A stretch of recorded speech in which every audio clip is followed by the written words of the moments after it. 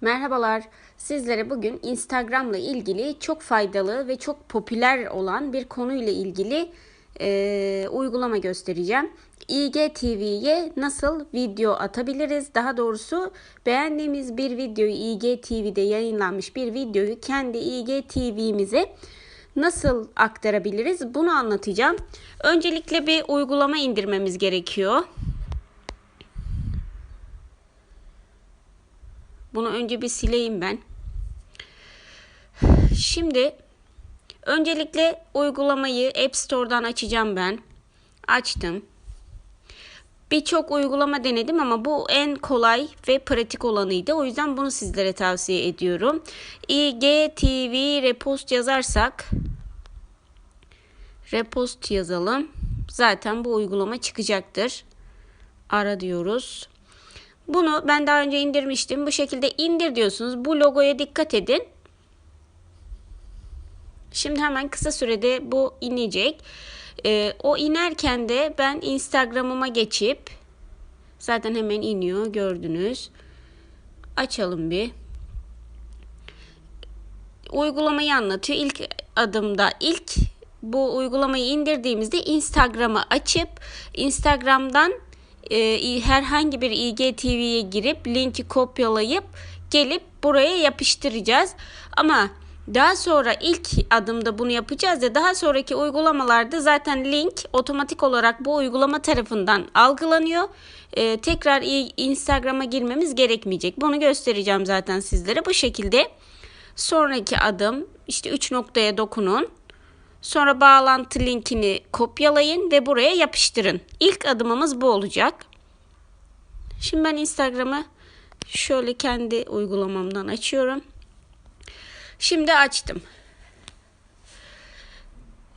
İstersek akışta zaten biz görüyoruz IGTV videolarını ya da bu şekilde akışta da görebiliyoruz.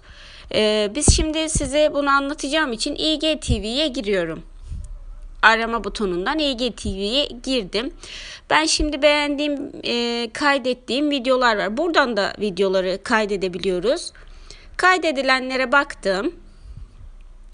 Şimdi şu güzel bir seçelim. Şöyle 3 noktaya basıyorum. Bunu seçtim. 3 noktaya bastım. Bağlantıyı kopyala dedim.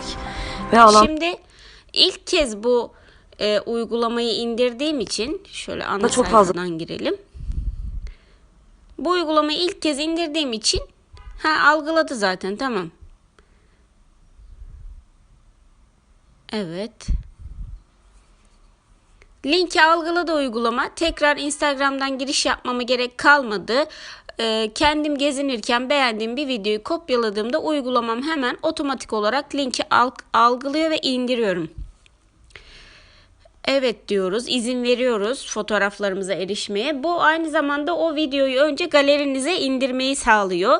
İndiriyorsunuz. Belki beğenip saklamak istediğiniz bir video da olabilir. Bunu indirip Facebook'unuzda da paylaşmak isteyebilirsiniz veya farklı bir sosyal mecrada. Bunu önce galerinize indiriyor.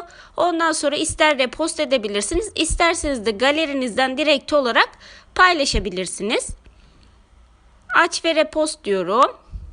İster hikayeme atabilirim, istersem de akışta bu videoyu yayınlayabilirim. Biliyorsunuz ki 10 dakikaya kadar uzunluktaki videoları IGTV'de yayınlayabiliyoruz. 1 dakikalık kısmı da ön izleme olarak bizim Instagram sayfamızdaki normal akışımızda da yer alabiliyor. Bunu da size göstermiş olacağım. Videonun paylaşılması biraz uzun sürebiliyor dakikasına göre. Şimdi bakın, bu zaten benim galerimde. Şöyle yaptım. Şuradaki çerçeveye bastığınızda, hani video yakındır ama çerçeveye bastığınızda video orijinal boyutuna gelir. İleri diyorum. Videonun en fazla 1 dakikasını profilinde ve akışta paylaş. Alandan çıkışımız esnasında uzun video olarak paylaş. Yunan askerlerinin yine bir biber gazı ben uzun video olarak paylaşacağım ve bunu paylaşırken zaten burada şöyle Büşra Hanım'ı Bu güzel davranışından dolayı kapak yapalım. İleri diyorum ve bu açıklama kısmına istediğimi yazabiliyorum. Sağlık görevlisi mesela şöyle yazalım. Görevlisi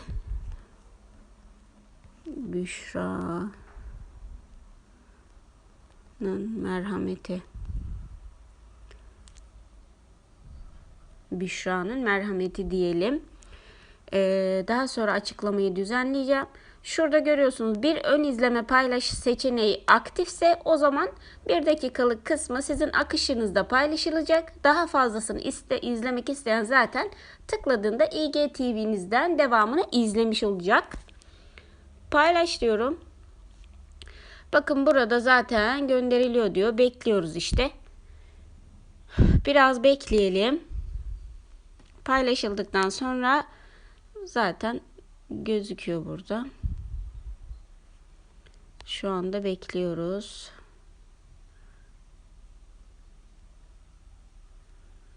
Bakalım ne kadar olmuş. Bu biraz uzun sürecek. Evet, işte videomuz yüklendi. Bakın akışta aslında bu şekilde 1 dakikalık kısmı var. Daha sonra devamını izlemek isteyenler buradaki küçük ekrana bastıkları zaman videonun tamamını izleyebilecekler. Aynı zamanda da IGTV'nizde bunu görebileceksiniz. Şöyle ki ortadaki ekran görüntüsüne bastığınızda IGTV'nizde yayınlanan her videoyu görebileceksiniz. İzlediğiniz için teşekkür ederim. Kanalımıza abone olup destek olmayı unutmayın. Teşekkürler.